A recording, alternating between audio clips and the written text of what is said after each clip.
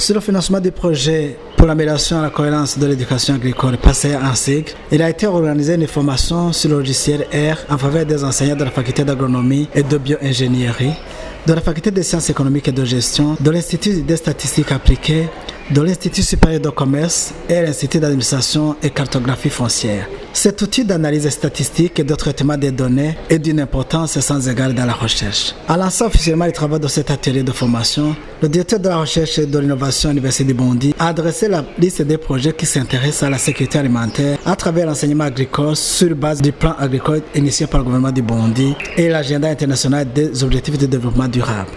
Un projet financé par donc, la coopération néerlandaise à travers donc, le projet NIFIC. C'est un projet au KP BDI 10044, un projet PASEA qui signifie l'amélioration de la cohérence de l'enseignement agricole au Burundi. Un projet qui suit un autre projet au KP BDI 10041 qui, lui, si je peux dire, c'est un projet qui est de renseignement technique agricole pour l'employabilité, un projet qui a commencé, donc qui a été un projet comme précurseur de ce projet, donc une continuité pour pouvoir améliorer l'enseignement, surtout agricole, au Burundi. Le NIFIC est aussi connu au Burundi comme donc, une organisation qui a financé un projet niche, un projet qui avait l'objectif donc l'amélioration de l'enseignement dans la faculté de médecine, de l'Université du Burundi, l'Université Hope et l'Université d'Ongozi. Quand on parle d'un logiciel R, il a énoncé ce programme comme un outil d'analyse économique exempt de la durabilité des systèmes agricoles pour impulser la mise en œuvre du plan national de développement au Burundi et de ses stratégies sectorielles. Le gouvernement du Burundi a adopté en 2012 un plan de développement de son système éducatif couvrant la période de 2012 à 2020 et un premier plan d'action triennal couvrant la période de 2013 à 2015 a été élaboré et sa mise en œuvre a été appuyée par les partenaires techniques et financiers du secteur de l'éducation. Par ailleurs, le Burundi a adhéré à l'agenda international des objectifs de développement durable, ODD, adopté par les États membres et la communauté internationale en septembre 2015. Le PASEA a à son actif beaucoup de partenaires et une gamme d'axes d'intervention, parmi lesquels le volet de renforcement des capacités des enseignants, avec des résultats très tangibles. Ce projet est articulé dans 6 axes de résultats. Le premier axe, c'était pour la production d'un référentiel, ou bien des référentiels, des manuels d'enseignement, surtout dans les écoles techniques secondaires. Le deuxième axe de résultats, c'était surtout sur les stages à la FABIR, stages à la faculté des sciences économiques et de gestion. La plupart d'entre vous, vous avez participé dans l'élaboration des modules de ces stages. Vous avez participé dans la validation de ces modules. Aussi, vous avez participé dans l'encadrement des stages en suivant ce module. Troisième volet, ça concerne le renforcement de capacités dans l'éducation agricole. Ici, il y a formation d'un doctorat, le doctorat Nyamweru Jean-Claude, qui est en train de terminer son doctorat à Wageningen au Burundi via donc ce projet. Et le quatrième volet, ça parle donc du plan intégré paysan, PIP, qui en fait c'est un moyen, c'est une stratégie de penser autrement dans ce qui est donc de l'intégration agricole. Et ça concerne et donc la population et les facultés d'agronomie, de bioingénierie, les facultés de sciences économiques et de gestion, mais aussi les COPED et d'autres qui participent dans son programme. Et parmi donc ces, comme je disais, qu'il y a 6 axes. 5e axe, ça concerne les programmes d'échange entre les institutions du Nord et du Sud. Et on prévoit dans cet axe une mission des enseignants, mais aussi de la faculté d'agronomie, de bioingénierie et de la faculté d'économie, des sciences économiques et de gestion avec les autres partenaires pour aller aux Pays-Bas dans un programme d'échange d'expérience avec le Nord. Et sixième volet que nous allons exploiter aujourd'hui, ça concerne le renforcement des capacités des enseignants de l'Université du Burundi en matière d'éducation et de développement durable. Ici, on peut parler d'une série d'ateliers ou bien de formations, à commencer par une formation en ligne qu'on a suivie pendant 6 mois qui concernait donc qu'on parlait de booster donc l'éducation. Il y a parmi vous qui ont suivi cette formation, mais aussi on peut parler d'une série donc d'ateliers de 3 jours qui ont été initiés, où on a ciblé des experts qui vont nous aider à renforcer nos capacités. Ici, on peut parler de renforcement des capacités des enseignants sur le système de production économique rentable, axé sur la pratique innovante de production agricole durable. On peut parler de renforcement des capacités sur l'agriculture durable, renforcement des capacités sur l'agroforesterie et la protection de l'environnement, mais aussi ce que nous allons voir dans ces 3 jours, un outil d'analyse économique ex-ante de la durabilité des systèmes agricoles pour impulser la mise en œuvre du plan national de développement du Burundi de ses stratégies sectorielles. Le professeur Fulgence Nahayo, facilitateur de cette formation du logiciel libre, nous décrit ce dernier à travers son utilisation et ses avantages dans la recherche. Nous avons fait une formation de 3 jours à l'endroit des enseignants-chercheurs de la FABI, des enseignants-chercheurs de la faculté de sciences économiques et de gestion, les enseignants-chercheurs de l'ISCO et aussi les enseignants-chercheurs de l'Institut de statistique appliquée de l'Université du Burundi sur la module d'analyse des données sur la programmation R, c'est-à-dire nous avons fait ensemble un travail de renforcement des capacités des enseignants-chercheurs de l'Université du Burundi sur la manière de faire des analyses statistiques pour des faits de recherche et développement dans le cadre de nos missions, à savoir la recherche et le service à la communauté. Alors, le logiciel R, c'est un langage de programmation qui est libre, c'est-à-dire il n'a pas besoin d'acheter une licence, qui est disponible sur l'Internet et qui évolue très rapidement par rapport à la mise à jour, d'autant plus que tous les programmeurs peuvent contribuer par rapport à son évolution.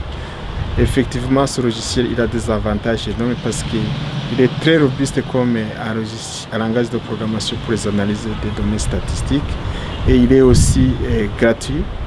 Il est aussi facile à utiliser, bien sûr moyennant un petit coût à payer, c'est-à-dire se familiariser avec la programmation, et il est aussi disponible pour tout le monde. L'autre avantage, c'est un logiciel qui s'adapte facilement par rapport au système d'exploitation que nous avons dans nos ordinateurs, que ce soit ceux qui utilisent la version de Microsoft Windows, ou bien ceux qui fonctionnent sur Linux, ou bien sur d'autres plateformes comme Mac.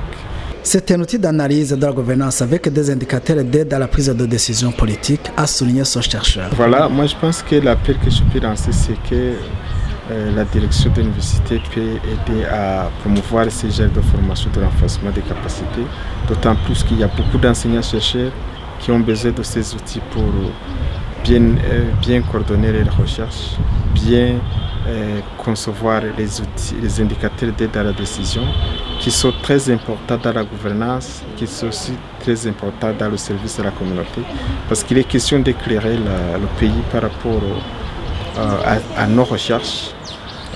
C'est la mission de l'université, la recherche et le développement et le service à la communauté. Les participants à cette formation sont ravis de voir ce grand rendez-vous arriver et cela va permettre l'avancement dans la recherche doctorale. Nous venons ici de bénéficier d'une formation sur le logiciel R, un logiciel très important, très intéressant, qui va nous aider dans nos activités de recherche quotidiennes. Le logiciel vraiment contient beaucoup de paramètres qui permettent d'adapter les différentes données que nous récoltons sur terrain et que à la fin, l'analyse nous permet vraiment d'avoir les différentes représentations, les tableaux, les graphiques, quelque chose de très utile pour une publication scientifique. Donc, de façon globale, je peux dire que vraiment nous venons de bénéficier d'une formation très importante, très intéressante. Dans le futur, vraiment, ça va nous aider, ça va nous guider dans nos activités de recherche. Que ça nous a permis de renforcer nos capacités en tant qu'enseignants. Ça va nous être beaucoup utile au cours de la rédaction de nos syllabus, le matériel d'études. Et aussi, ça va nous faciliter la tâche parce qu'il y a des cours que nous allons appliquer avec ce logiciel. Ça va nous permettre de montrer aux étudiants comment ils vont appliquer la théorie qu'ils ont appris. Mais aussi, ça va nous aider au cours de la recherche. En tant qu'étudiant à l'école doctorale, je vois que ça va me faciliter dans la rédaction de ma thèse et aussi dans la rédaction des articles pour faire le traitement et l'analyse des données. Ces bénéficiaires n'ont pas manqué de former des recommandations pour rendre utile ce logiciel et accélérer les recherches. Je dois dire que quand même, le temps n'a pas suffi parce qu'on devait faire beaucoup d'exercices d'application. On devait aussi voir comment modéliser à partir des données déjà traitées. Et ce chapitre est vraiment sur la modélisation, sur la prédiction du futur à partir des résultats de l'analyse. Nous n'avons pas pu le faire. Mais le formateur quand même nous a signalé que si nous demandons cela auprès de l'autorité habilitée, lui, il reste disponible pour dispenser vraiment ce qui reste. C'est ça que je peux dire de façon globale. En termes de recommandations, je trouve que le temps n'était pas suffisant parce que apprendre tout le logiciel, comment le manipuler, à partir de l'installation jusqu'à l'utilisation du logiciel, ce n'est pas suffisant. 3 jours ne sont pas suffisants.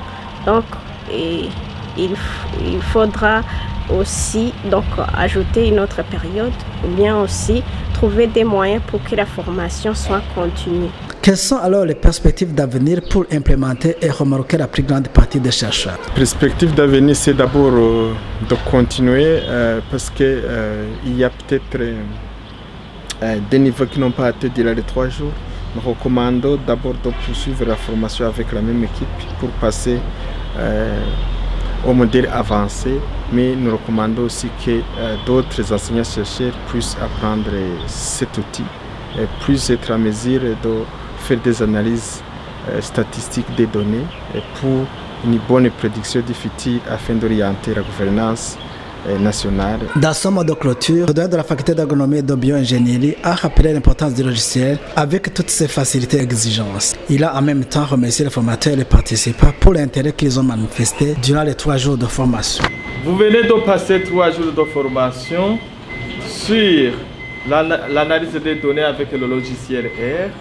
Et le logiciel est très important. Et le logiciel de traitement des données. Et le logiciel qui est gratuit et qui est facilement téléchargeable sur l'internet, et un logiciel aussi qui est facile à manipuler, et je ne doute pas que vous avez vraiment assimilé toutes les notions que vous avez apprises, et je ne doute pas que toutes les notions que vous avez apprises de ce logiciel vous seront utiles. La recherche scientifique exige toujours une manipulation minutieuse et scientifique des données et une synthèse et une meilleure interprétation des résultats. Et vous êtes des scientifiques qui êtes appelés à proposer toujours des bonnes pistes pour le développement du pays.